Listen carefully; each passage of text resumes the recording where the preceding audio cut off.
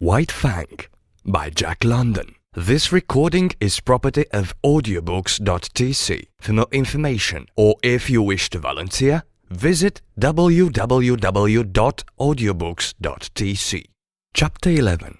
The Outcast.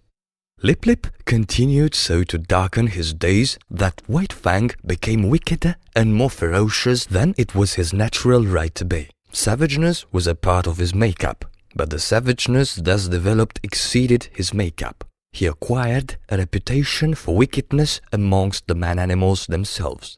Wherever there was trouble and uproar in camp, fighting and squabbling, or the outcry of a squaw over a bit of stolen meat, they were sure to find White Fang mixed up in it and usually at the bottom of it. They did not bother to look after the causes of his conduct. They saw only the effects, and the effects were bad.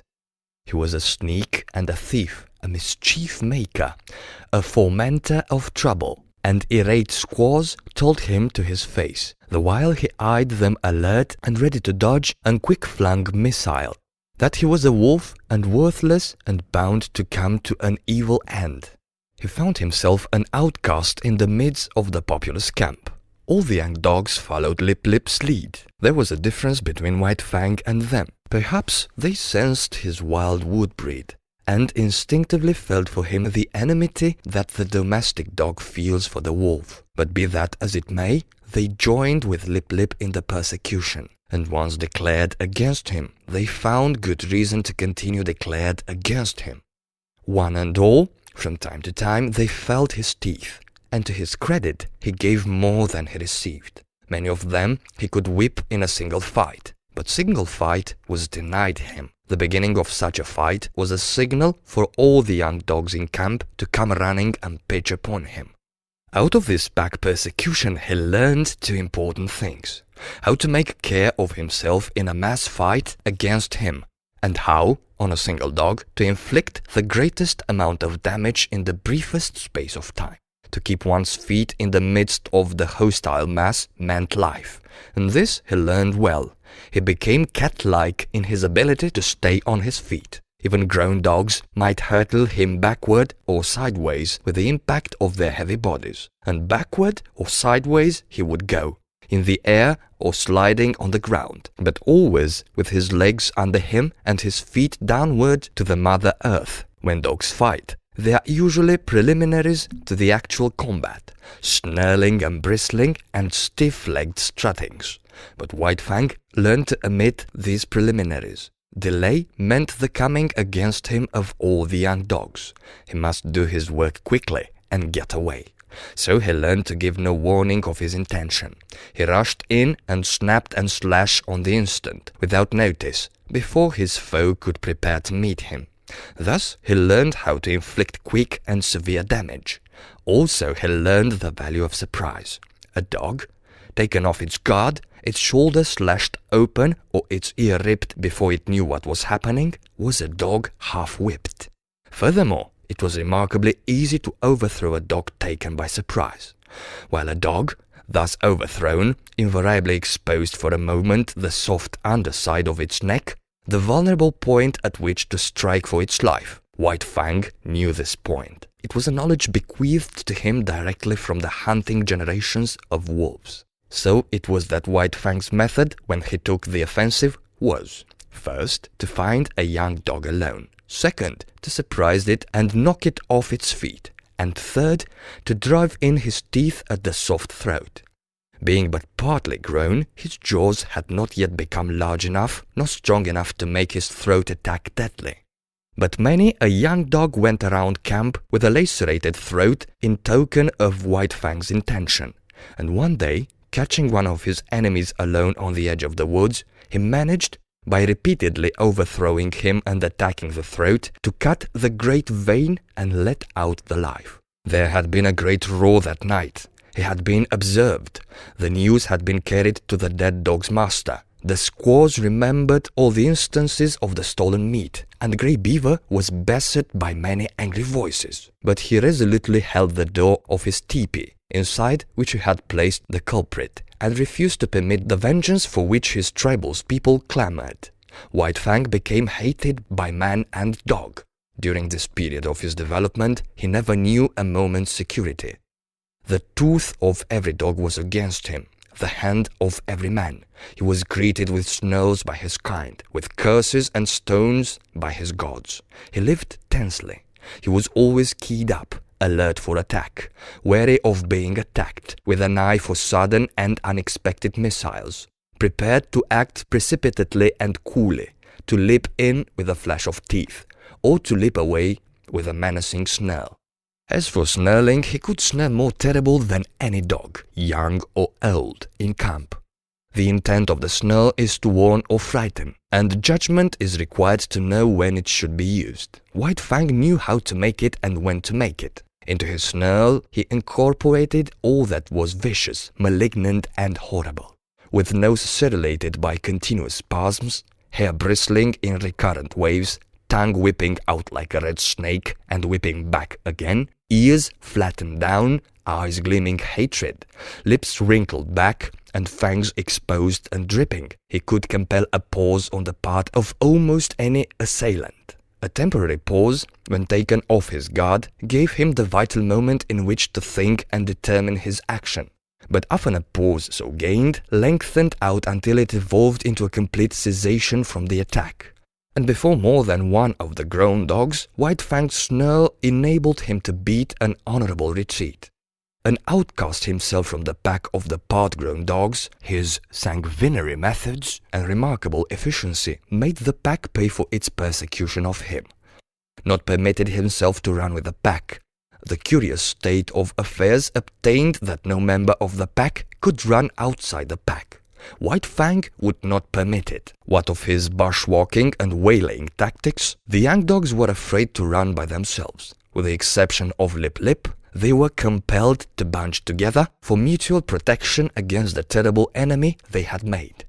A puppy alone by the river bank meant a puppy dead or a puppy that aroused the camp with its shrill pain and terror as it fled back from the wolf cub that had waylaid it. But White Fang's reprisals did not cease, even when the young dogs had learned thoroughly that they must stay together.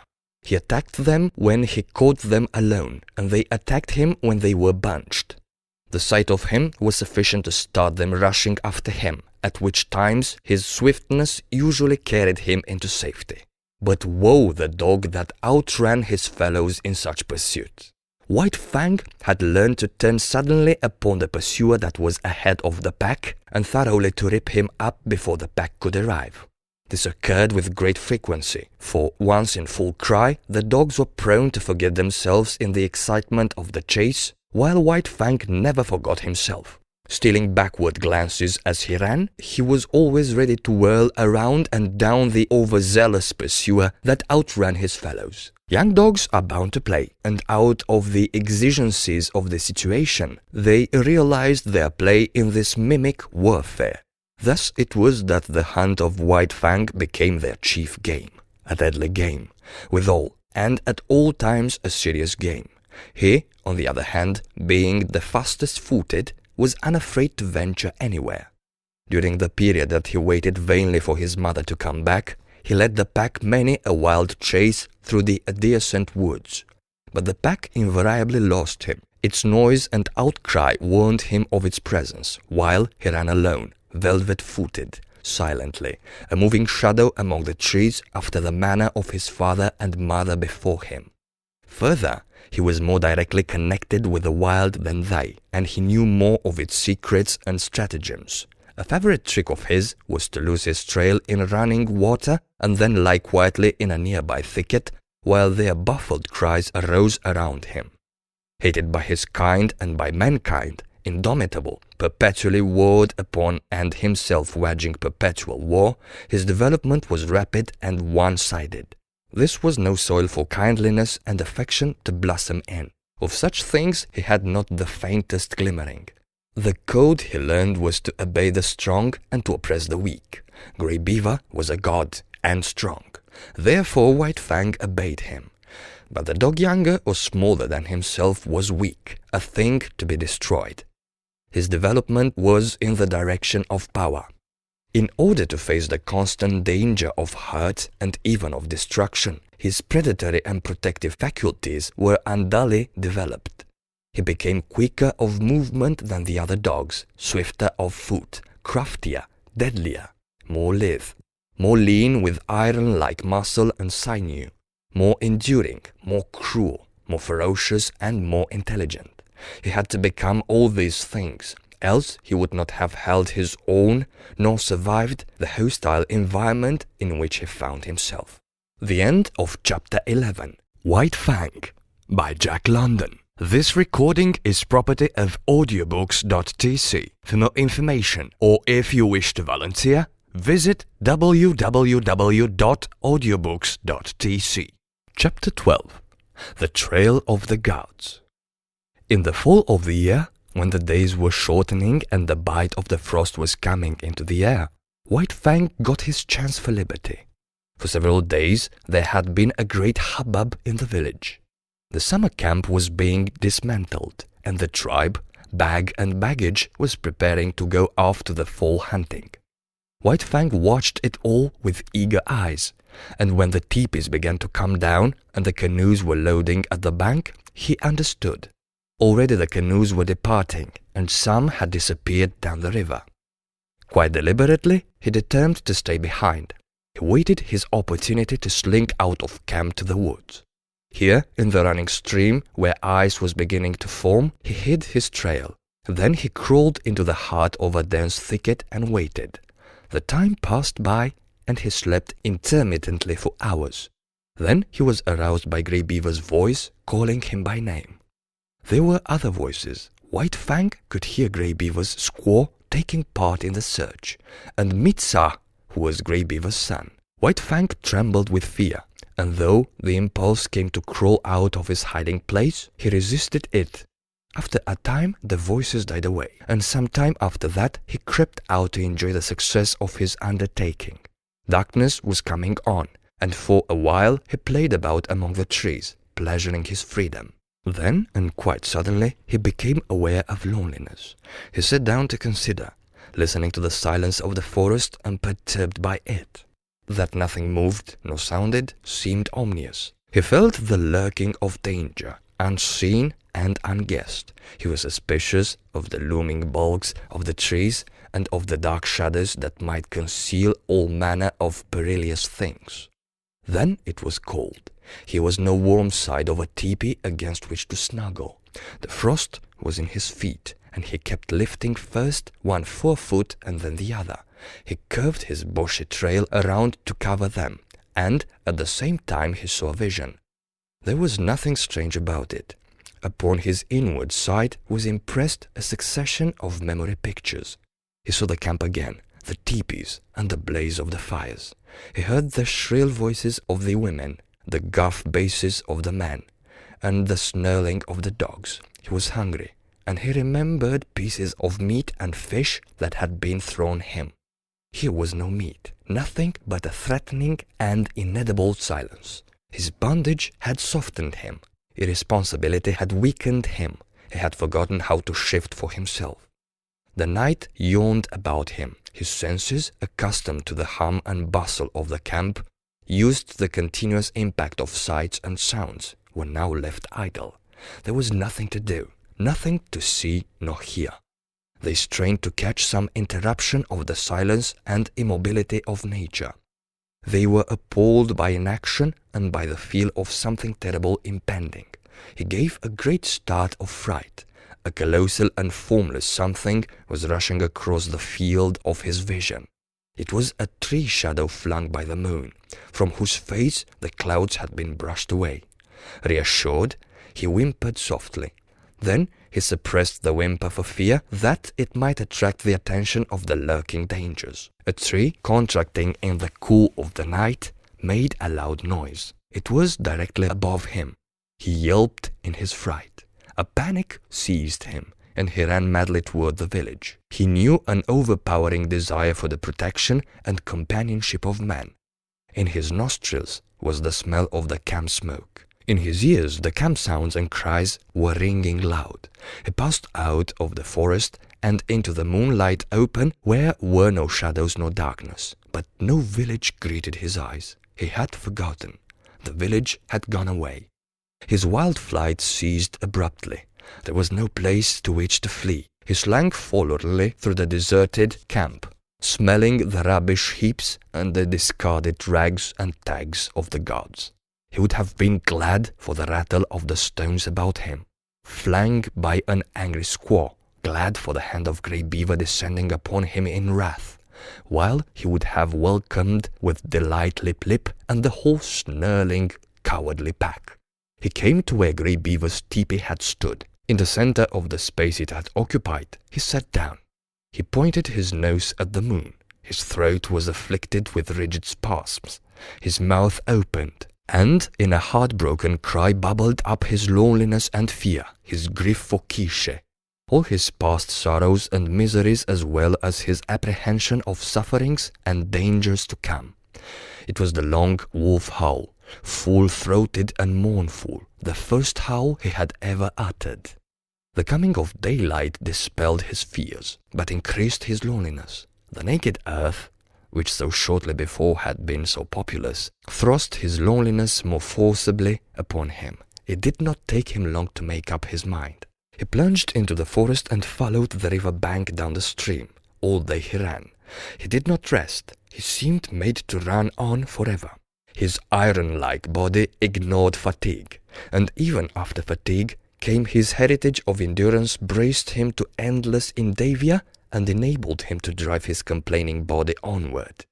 Where the river swung in against precipitous bluffs, he climbed the high mountains behind. Rivers and streams that entered the main river he forded or swam. Often he took to the rim ice that was beginning to form, and more than once he crashed through and struggled for life in the ice current. Always he was on the lookout for the trail of the gods, where it might leave the river and proceed inland. White Fang was intelligent beyond the average of his kind, yet his mental vision was not wide enough to embrace the other bank of the Mackenzie. What if the trail of the gods led out on that side? It never entered his head. Later on, when he had traveled more and grown older and wiser and come to know more of trails and rivers, it might be that he could grasp and apprehend such a possibility. But that mental power was yet in the future. Just now, he ran blindly, his own bank of the Mackenzie alone entering into his calculations. All night he ran, blundering in the darkness into mishaps and obstacles that delayed but did not daunt. By the middle of the second day he had been running continuously for 30 hours, and the iron of his flesh was giving out. It was the endurance of his mind that kept him going. He had not eaten in 40 hours, and he was weak with hunger. The repeated drenchings in the icy water had likewise had their effect on him. His handsome coat was draggled. The broad pads of his feet were bruised and bleeding. He had begun to limp, and this limp increased with the hours. To make it worse, the light of the sky was obscured, and snow began to fall.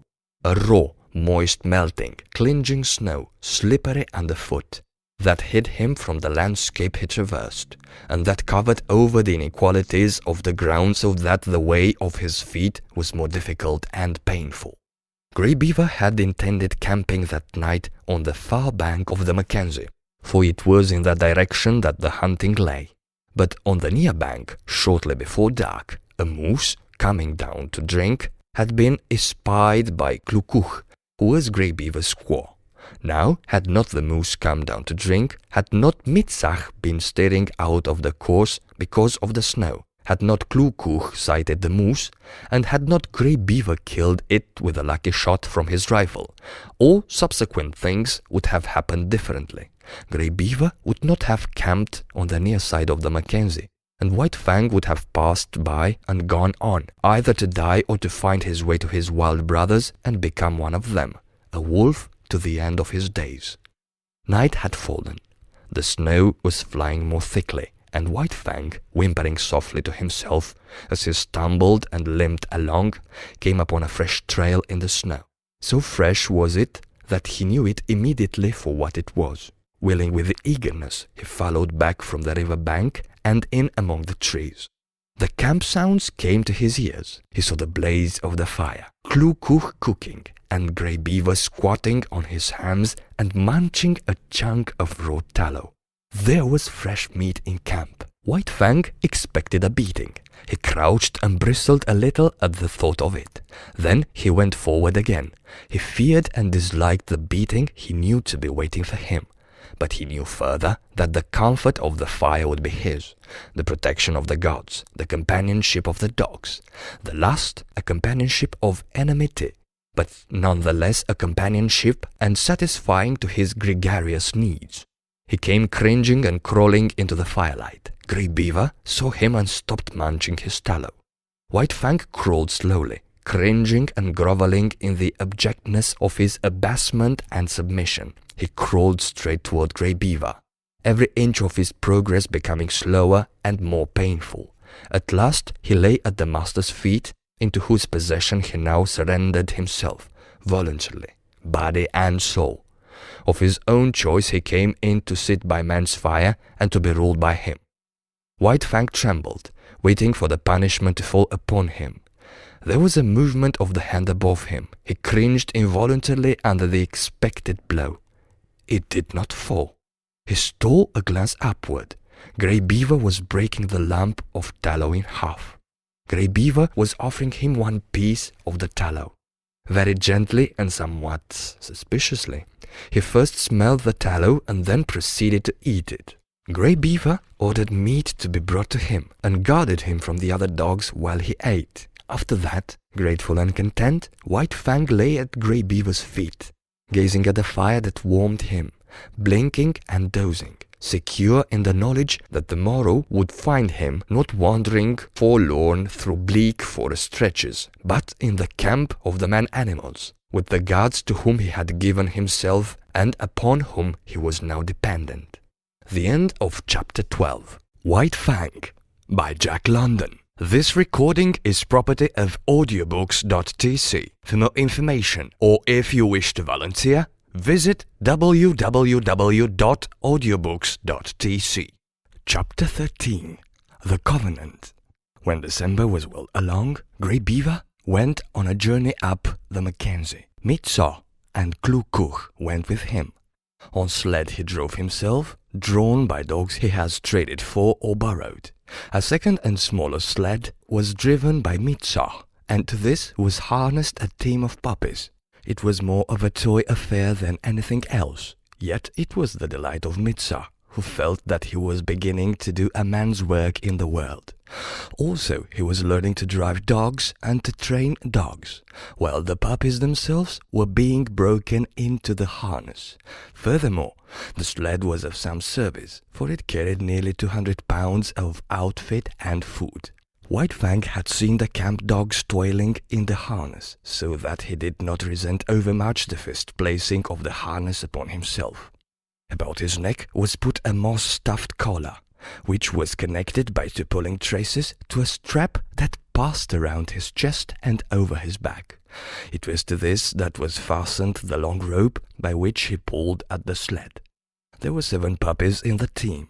The others had been born earlier in the year and were 9 and 10 months old, while White Fang was only 8 months old. Each dog was fastened to the sled by a single rope. No 2 ropes were of the same length, while the difference in length between any 2 ropes was at least that of a dog's body. Every rope was brought to a ring at the front end of the sled. The sled itself was without runners, being a birch-bark toboggan with upturned forward end to keep it from ploughing under the snow. This construction enabled the weight of the sled and load to be distributed over the largest snow surface, for the snow was crystal powder and very soft. Observing the same principle of widest distribution of weight, the dogs at the ends of their ropes radiated fan fashion from the nose of the sled, so that no dog trod in another's footsteps. There was, furthermore, another virtue in the fan formation. The ropes of varying length prevented the dogs attacking from the rear those that ran in front of them. For a dog to attack another, it would have to run upon one at a shorter rope. in which case it would find itself face to face with the dog attacked, and also it would find itself facing the whip of the driver. But the most peculiar virtue of all lay in the fact that the dog that strove to attack one in front of him must pull the sled faster, and that the faster the sled traveled, the faster could the dog attacked run away. Thus the dog behind could never catch up with the one in front. The faster he ran, the faster ran the one he was after, and the faster ran all the dogs. Incidentally, the sled went faster, and thus, by cunning indiscretion, did man increase his mastery over the beasts. Mitsa resembled his father, much of whose grey wisdom he possessed. In the past, he had observed Lip Lip's persecution of White Fang, but at that time Lip Lip was another man's dog, and Mitsa had never dared more than to shy an occasional stone at him. But now Lip Lip was his dog, and he proceeded to wreak his vengeance upon him by putting him at the end of the longest rope. This made Lip Lip the leader, and was apparently an honor, but in reality it took away from him all honor, and instead of being bully and master of the pack, he now found himself hated and persecuted by the pack. Because he ran at the end of the longest rope, the dogs had always the view of him running away before them. All that they saw of him was his bushy tail and fleeing hind legs, a view far less ferocious and intimidating than his bristling mane and gleaming fangs. Also, dogs being so constituted in their mental ways, the sight of him running away gave desire to run after him, and a feeling that he ran away from them. The moment the sled started, the team took after Lip Lip in a chase that extended throughout the day. At first he had been prone to turn upon his pursuers, jealous of his dignity and wrathful, but at such times Mitsa would throw the stinging lash of the 30-foot caribou gut whip into his face and compel him to turn tail and run on.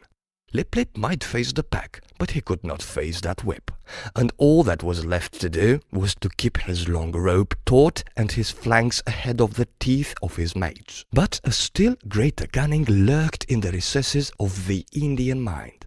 To give point to unending pursuit of the leader, Mitsa favored him over the other dogs. These favors aroused in them jealousy and hatred. In their presence, Mitsa would give him meat and would give it to him only. This was maddening to them. They would rage around just outside the throwing distance of the whip, while Lip Lip devoured the meat and Mitsa protected him. And when there was no meat to give, Mitsa would keep the team at a distance and make believe to give meat to Lip Lip.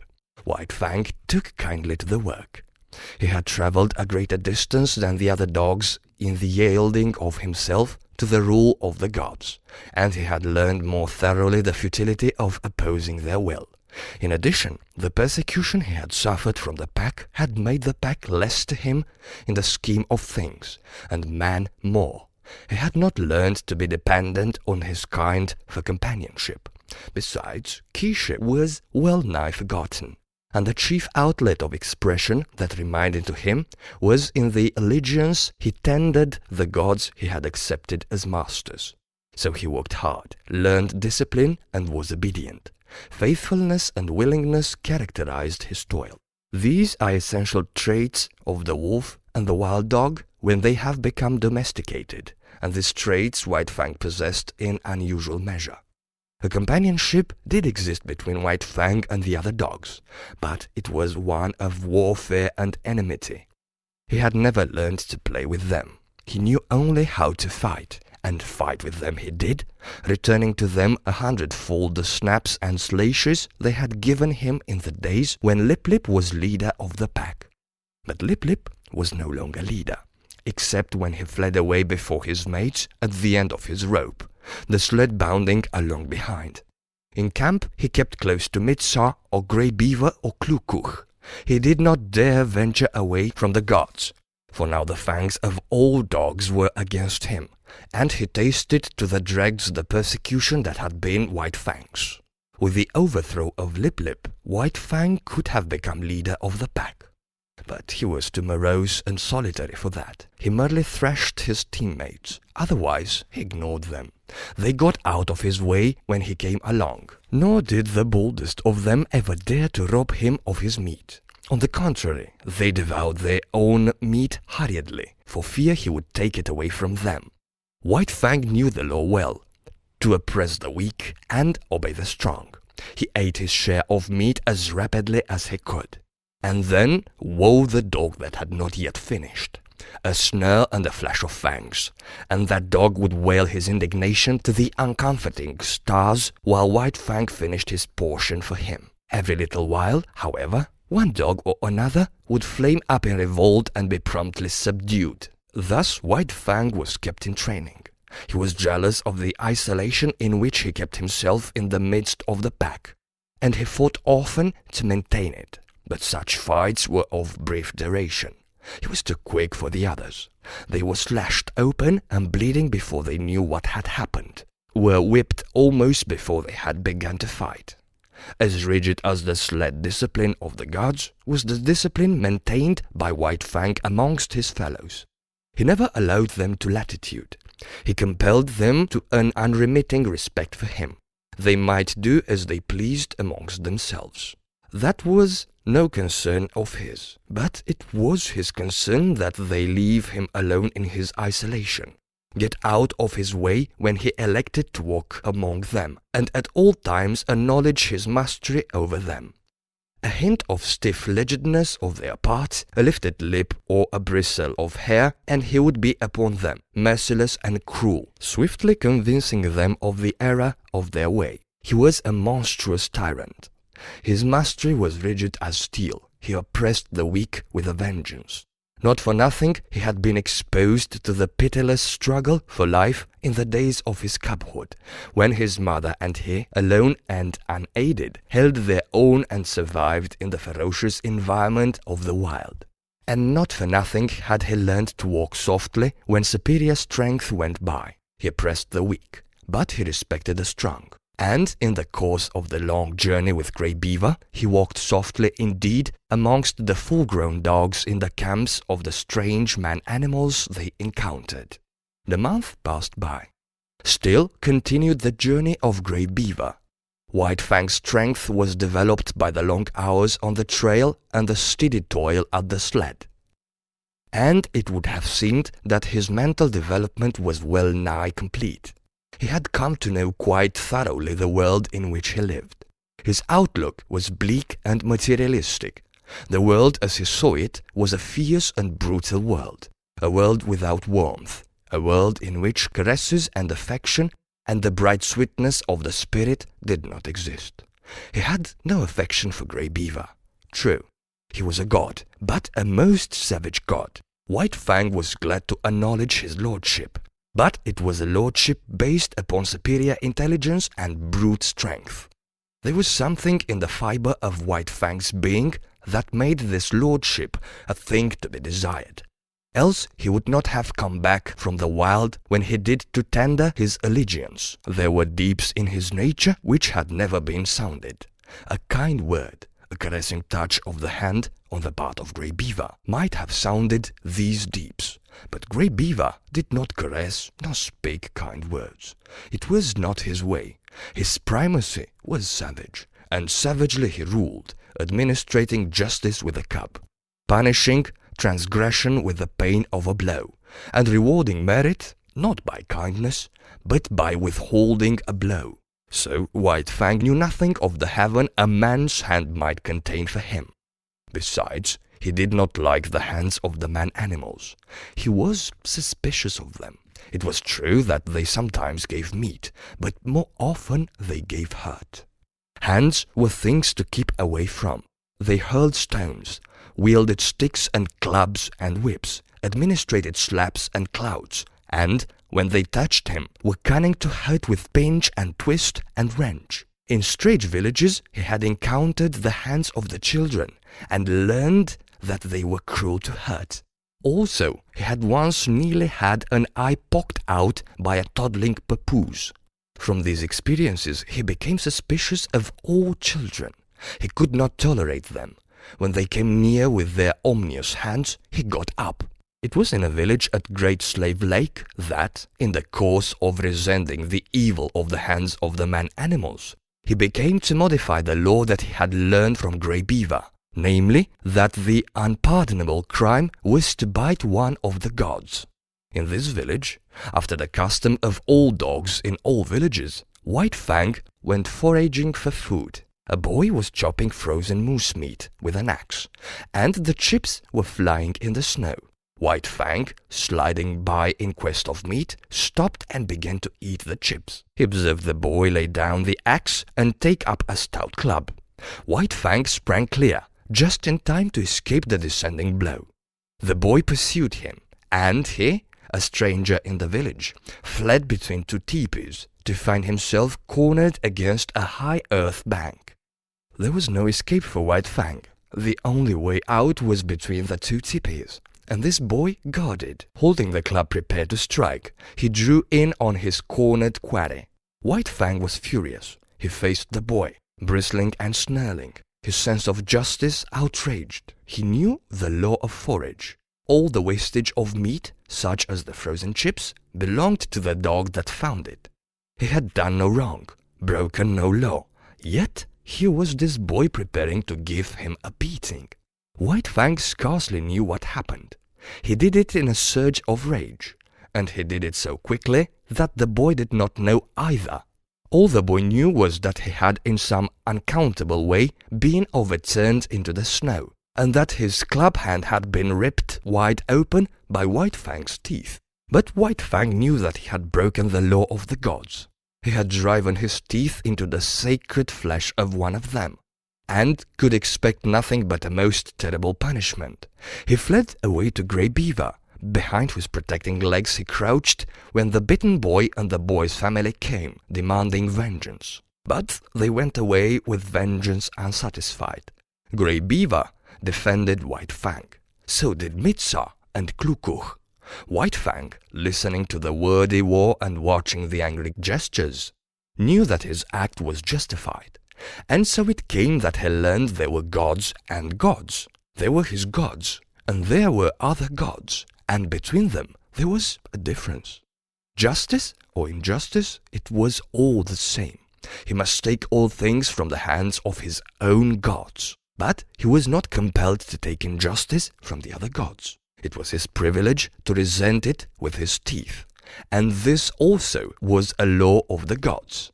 Before the day was out, White Fang was to learn more about this law. Mitsa, alone, gathering firewood in the forest, encountered the boy that had been beaten. With him were other boys. Hot words passed. Then all the boys attacked Mitsa. It was going hard with him. Blows were raining upon him from all sides. White Fang looked on at first. This was an affair of the gods, and no concern of his. Then he realized that this was Mitsa, one of his own particular gods, who was being maltreated. It was no reasoned impulse that made White Fang do what he then did. A mad rush of anger sent him leaping in amongst the combatants. 5 minutes later, the landscape was covered with fleeing boys, many of whom dripped blood upon the snow in token that White Fang's teeth had not been idle. When Mitsa told his story in camp, Grey Beaver ordered meat to be given to White Fang. He ordered much meat to be given, and White Fang, gorged and sleepy by the fire, knew that the law had received its verification. It was in line with these experiences that White Fang came to learn the law of property and the duty of the defense of property. From the protection of his god's body to the protection of his god's possessions was a step, and this step he made. What was his god's was to be defended against all the world, even to the extent of biting other gods. Not only was such an act sacrilegious in its nature, but it was fraught with peril. The gods were all-powerful, and the dog was no match against them. Yet White Fang learned to face them, fiercely belligerent and unafraid. Duty rose above fear, and thieving gods learned to leave Grey Beaver's property alone. One thing in this connection White Fang quickly learned, and that was that a thieving god was usually a cowardly god and prone to run away at the sounding of the alarm. Also, he learned that but brief time elapsed between his sounding of the alarm and Grey Beaver's coming to his aid. he came to know that it was not fear of him that drove the thief away, but fear of Grey Beaver. White Fang did not give the alarm by barking. He never barked. His method was to drive straight at the intruder and to sink his teeth in if he could. Because he was morose and solitary, having nothing to do with the other dogs, he was unusually fitted to guard his master's property. And in this he was encouraged and trained by Grey Beaver. One result of this was to make White Fang more ferocious and indomitable, and more solitary. The month went by, binding stronger and stronger the covenant between dog and man. This was the ancient covenant that the first wolf that came in from the wild entered into with man, and, like all succeeding wolves and wild dogs that had done likewise, White Fang worked the covenant out for himself. The terms were simple. For the possession of a flesh and blood god, he exchanged his own liberty. Food and fire, protection and companionship were some of the things he received from the god. In return, he guarded the god's property, defended his body, worked for him, and obeyed him. The possession of a god implies service. White Fang's was a service of duty and awe, but not of love. He did not know what love was. He had no experience of love. Kiche was a remote memory. Besides, not only had he abandoned the wild and his kind when he gave himself up to man, but the terms of the covenant were such that if he ever met Kiche again, he would not desert his god to go with her. His allegiance to man seemed somehow a law of his being greater than the love of liberty, of kind and kin. The end of Chapter 13, White Fang, by Jack London. This recording is property of audiobooks.tc. For more information, or if you wish to volunteer, visit www.audiobooks.tc. Chapter 14. The Famine. The spring of the year was at hand when Grey Beaver finished his long journey. It was April, and White Fang was a year old when he pulled into the home village and was loosed from the harness by Mitsa. Though a long way from his full growth, White Fang, next to Lip Lip, was the largest yearling in the village. Both from his father, the wolf, and from Kiche, he had inherited stature and strength, and already he was measuring up alongside the full-grown dogs. But he had not yet grown compact. His body was slender and rangy, and his strength more stringy than massive. His coat was the true wolf grey, and to all appearances he was true wolf himself. The quarter strain of dog he had inherited from Kiche had left no mark on him physically, though it played its part in his mental makeup. He wandered through the village, recognizing with staid satisfaction the various gods he had known before the long journey. Then there were dogs, puppies growing up like himself, and grown dogs that did not look so large and formidable as the memory pictures he retained of them. Also, he stood less in fear of them than formerly, stalking among them with a certain careless ease that was as new to him as it was enjoyable. There was Bazik, a grizzled old fellow that in his younger days had but to uncover his fangs to send White Fang cringing and crouching to the right about. From him, White Fang had learned much of his own insignificance, and from him he was now to learn much of the change and development that had taken place in himself. While Bazik had been growing weaker with age, White Fang had been growing stronger with youth. It was at the cutting up of a moose, fresh killed, that White Fang learned of the changed relations in which he stood to the dog world. He had got for himself a hoof and part of the shin bone, to which quite a bit of meat was attached. Withdrawn from the immediate scramble of the other dogs, in fact out of sight behind the thicket, he was devouring his prize, when Bazik rushed in upon him. Before he knew what he was doing, he had slashed the intruder twice and sprang clear. Bazik was surprised by the other's temerity and swiftness of attack. He stood, gazing stupidly across at White Fang, the raw, red shin bone between them. Bazik was old, and already he had come to know the increasing value of the dogs it had been his wont to bully. Bitter experiences these, which, perforce, he swallowed, calling upon all his wisdom to cope with them. In the old days, he would have sprang upon White Fang in a fury of righteous wrath. But now his warning powers would not permit such a course. He bristled fiercely and looked ominously across the shin bone at White Fang. And White Fang, resurrecting quite a deal of the old O, seemed to wilt and to shrink in upon himself and grow small, as he cast about in his mind for a way to beat a retreat not too inglorious. And right here Bezique erred. He had contented himself with looking fierce and ominous. All would have been well. White Fang, on the verge of retreat, would have retreated, leaving the meat to him. But Bezique did not wait. He considered the victory already his and stepped forward to the meat.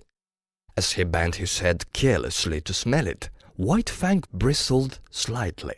Even then it was not too late for Bezique to retrieve the situation.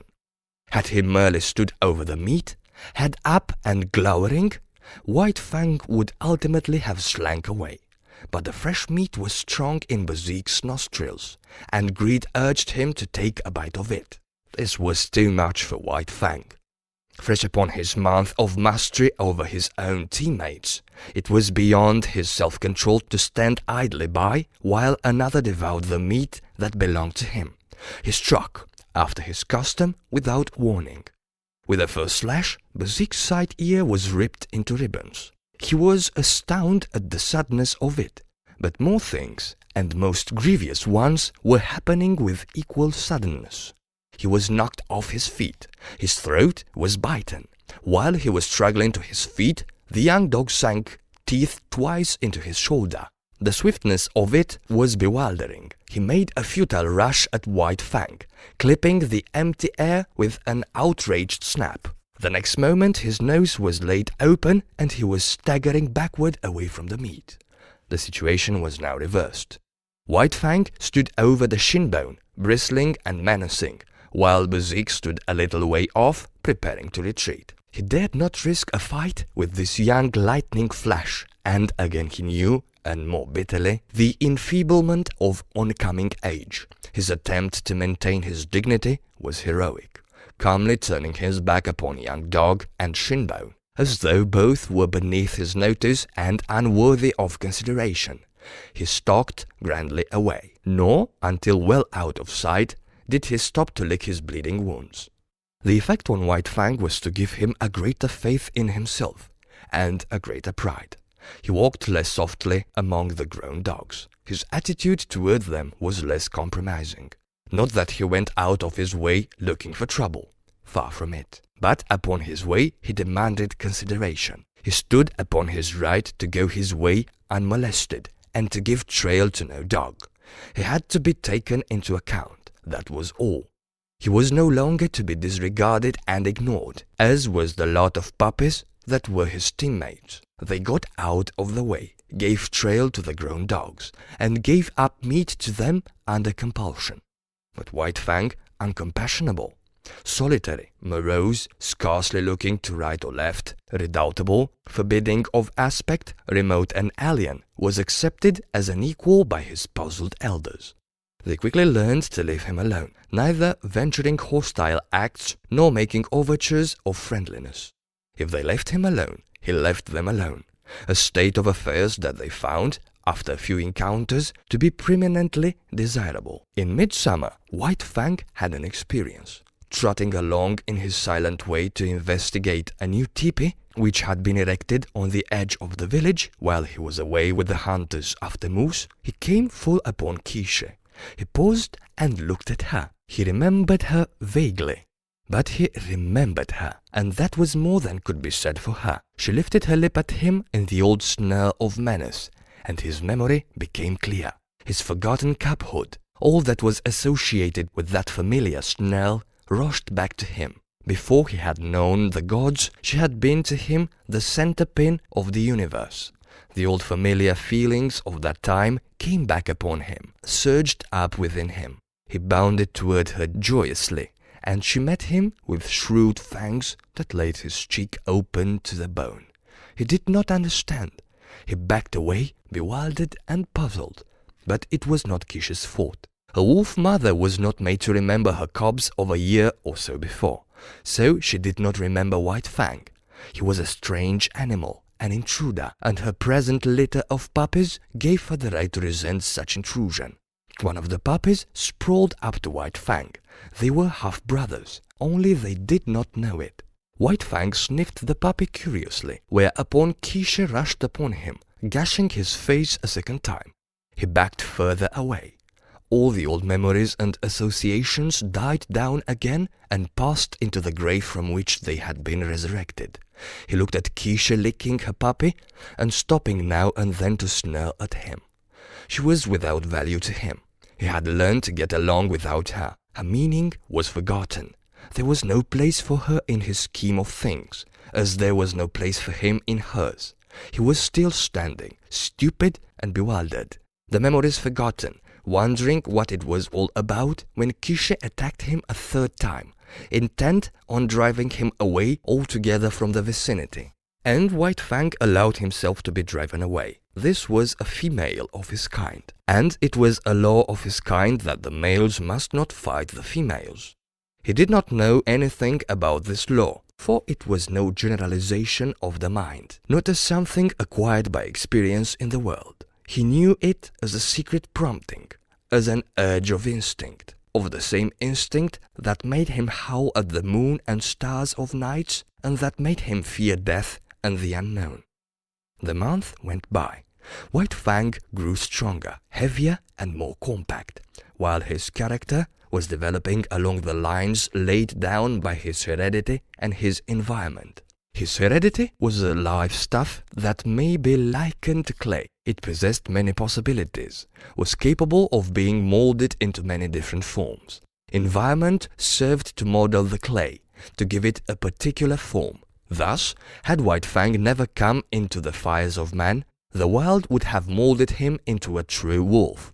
But the gods had given him a different environment, and he was molded into a dog that was rather wolfish, but that was a dog and not a wolf. And so, according to the clay of his nature and the pressure of his surroundings, his character was being molded into a particular shape. There was no escaping it. He was becoming more morose, more uncompanionable, more solitary, more ferocious.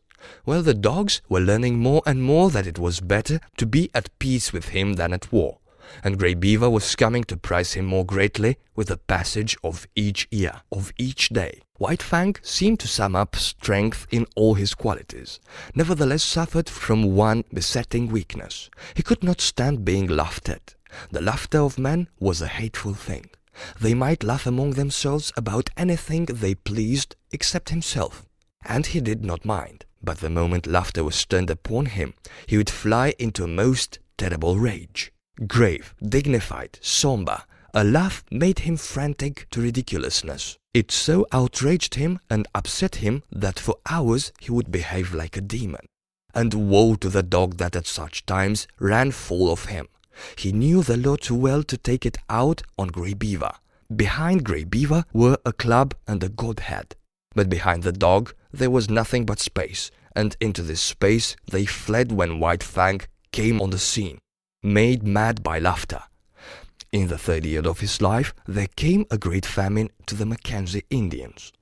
In the summer the fish failed. In the winter the caribou forsook their accustomed track. Moose was scarce. The rabbits almost disappeared. Hunting and preying animals perished.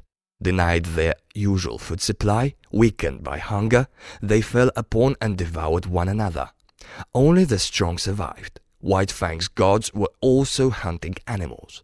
The old and the weak of them died of hunger. There was wailing in the village, where the women and children went without, in order that what little they had might go into the bellies of the lean and hollow-eyed hunters who trod the forest in the vain pursuit of meat. To such extremity were the gods driven that they ate the soft tanned leather of their moccasins and mittens, while the dogs ate the harnesses of their backs and the very whip-lashes. Also the dogs ate one another, and also the gods ate the dogs. The weakest and the more worthless were eaten first. The dogs that still lived looked on and understood. A few of the boldest and wisest forsook the fires of the gods, which had now become shambles, and fled into the forest, where in the end they starved to death or were eaten by wolves. In this time of misery, White Fang too stole away into the woods. He was better fitted for the life than the other dogs, for he had the training of his cubhood to guide him. Especially adept did he become in stalking small living things. He would lie concealed for hours, following every movement of a cautious tree squirrel, waiting with a patience as huge as the hunger he suffered from, until the squirrel ventured out upon the ground. Even then, White Fang was not premature. He waited until he was sure of his striking before the squirrel could gain a tree refuge. Then, and not until then, would he flash from his hiding place, a grey projectile, incredibly swift, never failing its mark, the fleeing squirrel that fled not fast enough. Successful as he was with squirrels, there was one difficulty that prevented him from living and growing fat on them. There were not enough squirrels, so he was driven to hunt still smaller things. So acute did his hunger become at times that he was not above rooting out wood mice from the burrows in the ground. Nor did he scorn to do battle with a weasel as hungry as himself and many times more ferocious. In the worst pinches of the famine, he stole back to the fires of the gods. But he did not go into the fires. He lurked in the forest, avoiding discovery and robbing the snares at the rare intervals when game was caught. He even robbed Grey Beaver's snare of a rabbit at a time when Grey Beaver staggered and tottered through the forest, sitting down often to rest, what of weakness and of shortness of breath. One day, White Fang encountered a young wolf, gaunt and scrawny, loose-jointed with famine. Had he not been hungry himself, White Fang might have gone with him and eventually found his way into the pack amongst his wild brethren. As it was, he ran the young wolf down and killed and ate him. Fortune seemed to favor him. Always, when hardest pressed for food, he found something to kill.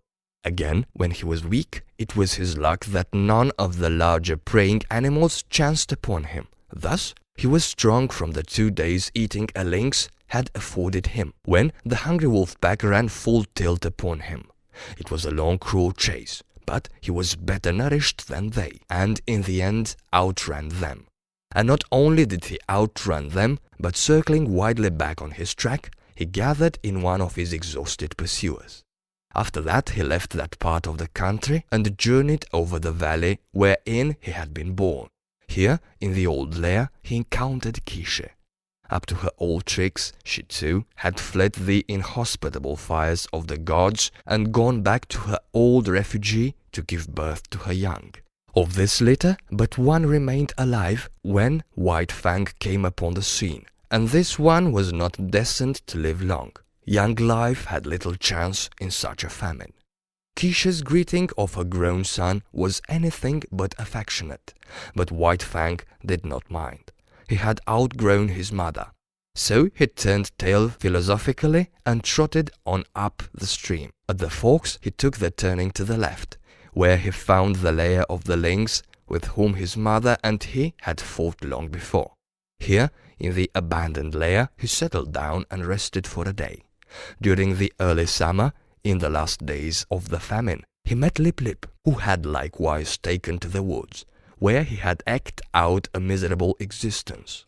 White Fang came upon him unexpectedly. Trotting in opposite directions along the base of a high bluff, they rounded a corner of rock and found themselves face to face. They paused with instant alarm and looked at each other suspiciously. White Fang was in splendid condition. His hunting had been good, and for a week he had eaten his fill. He was even gorged from his latest kill. But in the moment he looked at Lip Lip, his hair rose on end all along his back. It was an involuntary bristling on his part, the physical state that in the past had always accompanied the mental state produced in him by Lip Lip's bullying and persecution. As in the past he had bristled and snarled at sight of Lip Lip, so now, and automatically, he bristled and snarled. He did not waste any time. The thing was done thoroughly and with dispatch. Lip Lip essayed to back away, but White Fang struck him hard, shoulder to shoulder. Lip Lip was overthrown and rolled upon his back. White Fang's teeth drove into the scrawny throat. There was a death struggle, during which White Fang walked around, stiff-legged and observant. Then he resumed his course and trotted on along the base of the bluff. One day, not long after, he came to the edge of the forest, where a narrow stretch of open land sloped down to the Mackenzie. He had been over his ground before, when it was bare, but now a village occupied it. Still hidden amongst the trees, he paused to study the situation. Sights and sounds and scents were familiar to him. It was the old village changed to a new place. But sights and sounds and smells were different from those he had last had when he fled away from it. There was no whimpering nor wailing. Contented sounds saluted his ear, and when he heard the angry voice of a woman, he knew it to be the anger that proceeds from a full stomach. And there was a smell in the air of fish. There was food. The famine was gone. He came out boldly from the forest and trotted into camp straight to Grey Beaver's teepee. Grey Beaver was not there, but Kloo Kooch welcomed him with glad cries and the whole of a flesh-caught fish, and he lay down to wait Grey Beaver's coming. The end of Chapter 14. White Fang by Jack London. This recording is property of audiobooks.tc. For more information, or if you wish to volunteer, visit www.audiobooks.tc. Chapter 15. The Enemy of His Kind. Had there been in White Fang's nature and possibility, no matter how remote, of his ever coming to fraternize with his kind, such possibility was irretrievably destroyed when he was made leader of the sled team.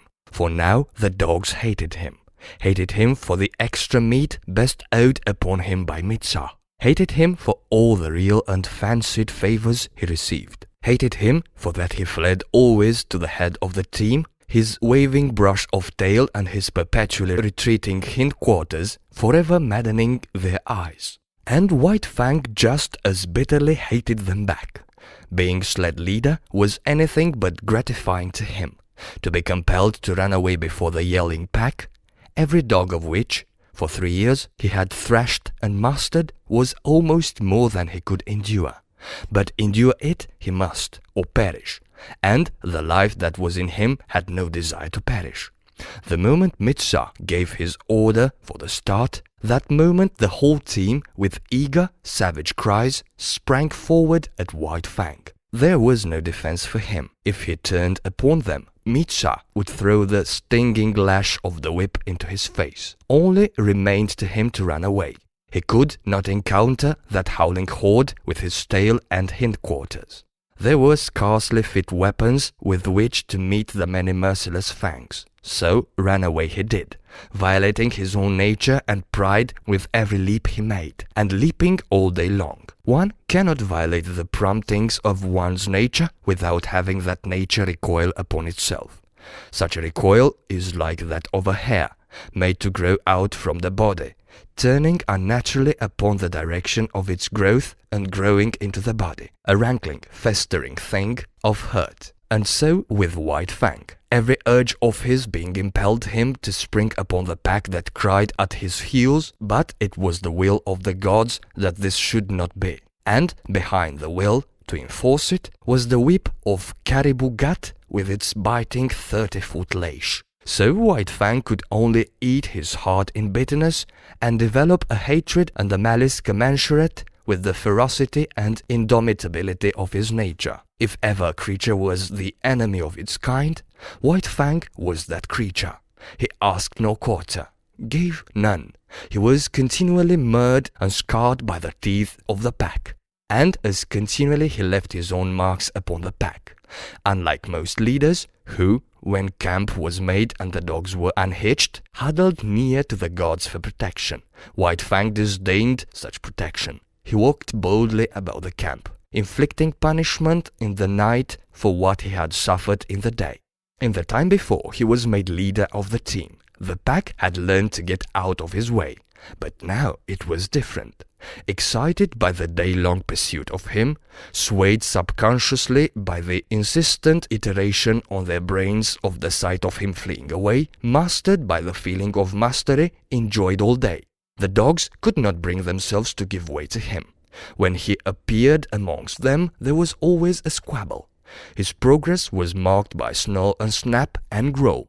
The very atmosphere he breathed was surcharged with hatred and malice, and this but served to increase the hatred and malice without him. When Mitsa cried out his command for the team to stop, White Fang obeyed.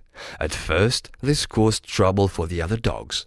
All of them would spring upon the hated leader, only to find the tables turned. Behind him would be Mitsa, the great whip singing in his hand.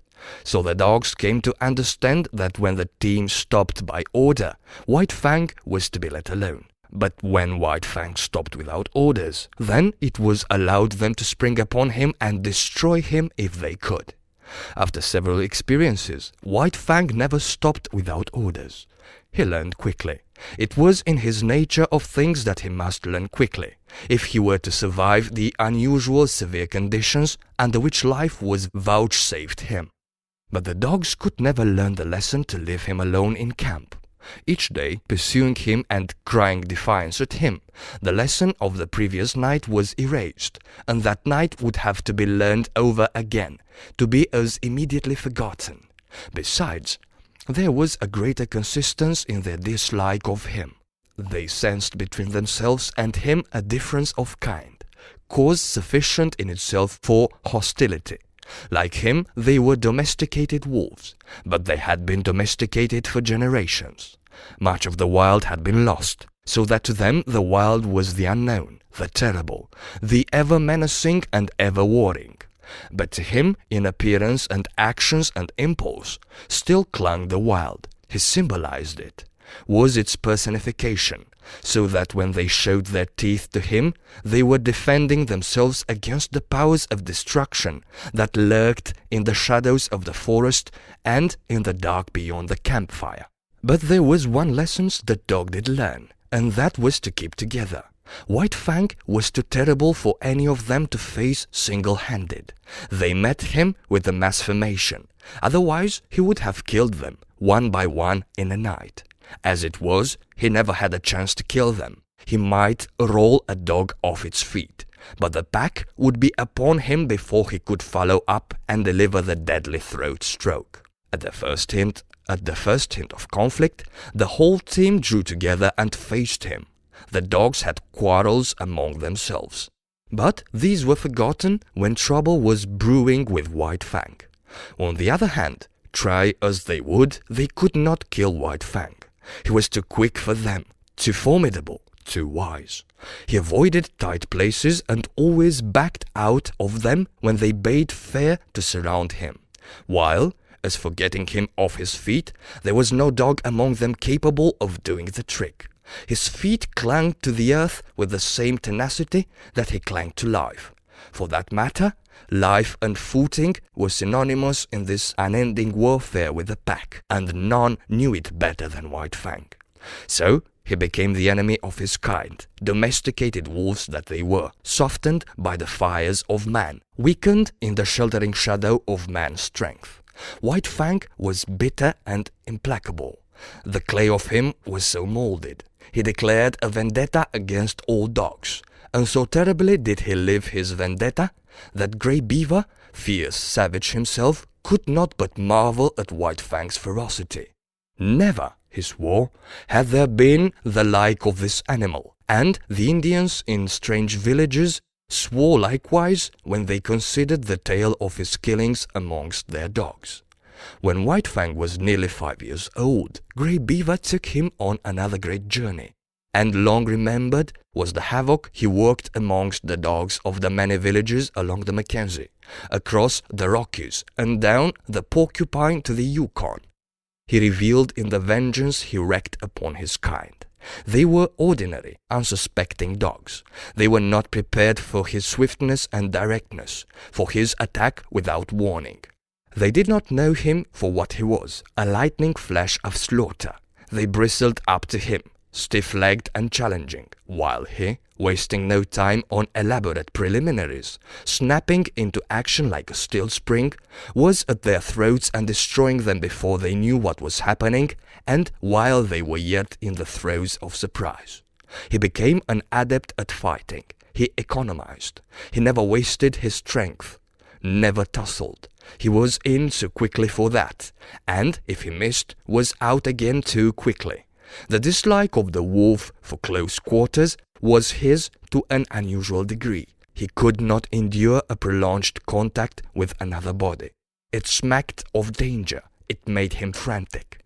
He must be away, free, on his own legs, touching no living thing.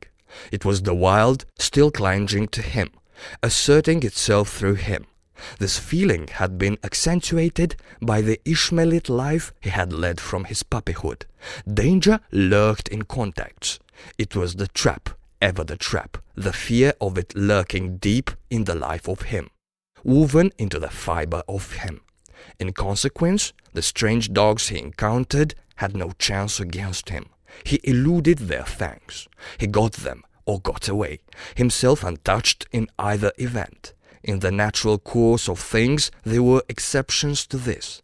There were times when several dogs, pitching onto him, punished him before he could get away. And there were times when a single dog scored deeply on him. But these were accidents. In the main, so efficient a fighter had he become, he went his way unscathed. Another advantage he possessed was that of correctly judging time and distance. Not that he did this consciously, however. He did not calculate such things. It was all automatic. His eyes saw correctly, and the nerves carried the vision correctly to his brain. The parts of him were better adjusted than those of the average dog. They worked together more smoothly and steadily. His was a better, far better, nervous, mental, and muscular coordination. When his eyes conveyed to his brain the moving image of an action, his brain, without conscious effort, knew the space that limited the action and the time required for its completion. Thus, he could avoid the leap of another dog, or the drive of its fangs, and at the same moment could seize the infinitesimal fraction of time in which to deliver his own attack. Body and brain, his was a more perfected mechanism. Not that he was to be praised for it. Nature had been more generous to him than to the average animal, that was all. It was in the summer that White Fang arrived at Fort Yukon. Grey Beaver had crossed the great watershed between the Mackenzie and the Yukon in the late winter, and spent the spring in hunting among the western outlying spurs of the Rockies.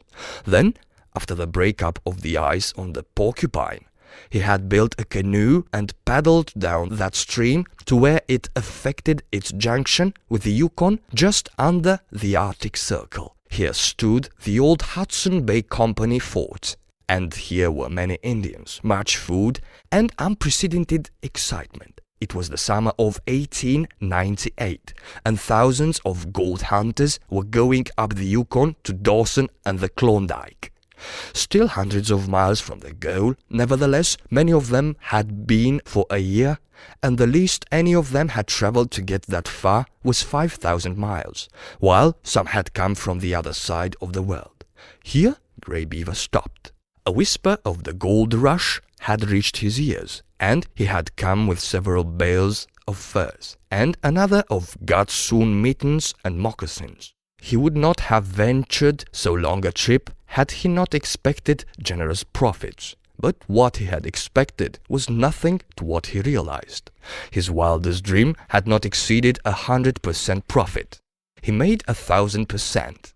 And like a true Indian, he settled down to trade carefully and slowly, even if it took all summer and the rest of the winter to dispose of his goods.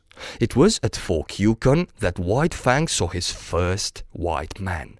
As compared with the Indians he had known, they were to him another race of beings, a race of superior gods. They impressed him as possessing superior power, and it is on power that Godhead rests. White Fang did not reason it out, did not in his mind make the sharp generalization that the white gods were more powerful. It was a feeling, nothing more, and yet none the less potent, as, in his puppyhood, the looming bulks of the teepees, man-reared, had affected him as manifestations of power. So was he affected now by the houses and the huge fort, all of massive logs. Here was power. Those white gods were strong. They possessed greater mastery over matter than the gods he had known, most powerful among which was Grey Beaver. And yet Grey Beaver was as a child god among these white-skinned ones. To be sure, White Fang only felt these things. He was not conscious of them. Yet it is upon feeling, more often than thinking, that animals act. And every act White Fang now performed was based upon the feeling that the white men were the superior gods. In the first place, he was very suspicious of them. There was no telling what unknown terrors were theirs, what unknown hurts they could administer. He was curious to observe them, fearful of being noticed by them. For the first few hours, he was content with slinking around and watching them from a safe distance. Then he saw that no harm befell the dogs that were near to them, and he came in closer. In turn, he was an object of great curiosity to them. His wolfish appearance caught their eyes at once, and they pointed him out to one another. This fact of pointing put White Fang on his guard, and when they tried to approach him, he showed his teeth and backed away.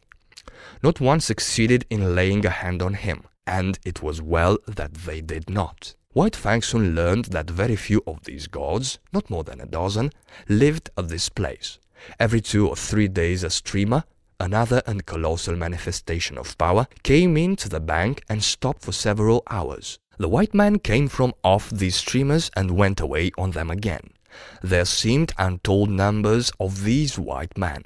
In the first day or so, he saw more of them than he had seen Indians in all his life. And as the days went by, they continued to come up the river, stop, and then go on up the river and out of sight. But if the white gods were all-powerful, their dogs did not amount to much. This White Fang quickly discovered by mixing with those that came ashore with their masters. They were of irregular shapes and sizes. Some were short-legged, too short. Others were long-legged, too long. They had hair instead of fur, and a few had very little hair at that, and none of them knew how to fight. As an enemy of his kind, it was in White Fang's province to fight with them. This he did, and he quickly achieved for them a mighty contempt. They were soft and helpless, made much noise, and floundered around clumsily, trying to accomplish by main strength what he accomplished by dexterity and cunning. They rushed bellowing at him. He sprang to the side. They did not know what had become of him, and in that moment he struck them on the shoulder, rolling them off their feet and delivering his stroke at the throat.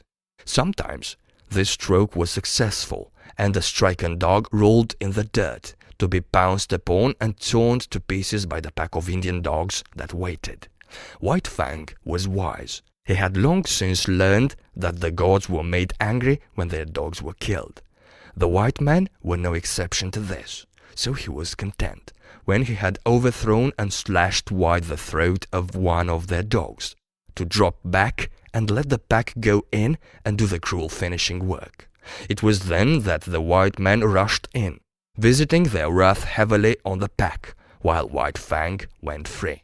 He would stand off at a little distance and look on while stones, clubs, axes, and all sorts of weapons fell upon his fellows. White Fang was very wise. But his fellow grew wise in their own way, and in this White Fang grew wise with them. They learned that it was when a streamer first tied to the bank that they had their fun. After the first 2 or 3 strange dogs had been downed and destroyed, the white men hustled their own animals back on board and wreaked savage vengeance on the offenders. One white man, having seen his dog, a setter, torn to pieces before his eyes, drew a revolver. He fired rapidly 6 times, and 6 of the pack lay dead or dying, another manifestation of power that sank deep into White Fang's consciousness. White Fang enjoyed it all. He did not love his kind, and he was shrewd enough to escape hurt himself. At first, the killing of the white man's dogs had been a diversion. After a time, it became his occupation. There was no work for him to do. Grey Beaver was busy trading and getting wealthy. So White Fang hung around the landing with a disreputable gang of Indian dogs, waiting for steamers. With the arrival of a steamer, the fun began. After a few minutes, by the time the white men had got over their surprise, the gang scattered. The fun was over until the next steamer should arrive. But it can scarcely be said that White Fang was a member of the gang. He did not mingle with it, but remained aloof, always himself, and was even feared by it. It is true, he worked with it. He picked the quarrel with the strange dog while the gang waited. And when he had overthrown the strange dog, the gang went in to finish it. But it is equally true that he then withdrew, leaving the gang to receive the punishment of the outraged gods. It did not require much exertion to pick these quarrels. All he had to do when the strange dogs came ashore was to show himself. When they saw him, they rushed for him. It was their instinct. He was the wild, the unknown, the terrible, the ever-menacing, the thing that prowled in the darkness around the fires of the primeval world when they, cowering close to the fires, were reshaping their instinct, learning to fear the wild out of which they had become, and which they had deserted and betrayed. Generation by generation, down all the generations, had this fear of the wild been stamped into their natures.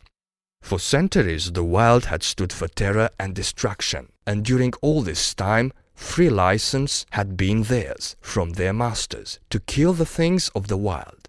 In doing this they had protected both themselves and the gods whose companionship they shared.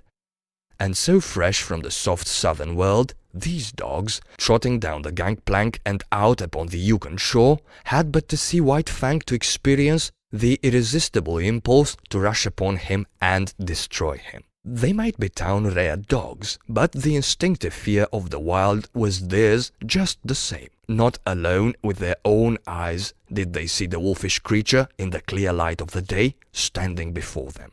They saw him with the eyes of their ancestors, and by their inherited memory they knew White Fang for the wolf, and they remembered the ancient feud, all of which served to make White Fang's days enjoyable. If the sight of him drove these strange dogs upon him, so much the better for him, so much the worse for them. They looked upon him as a legitimate prey, and as legitimate prey he looked upon them.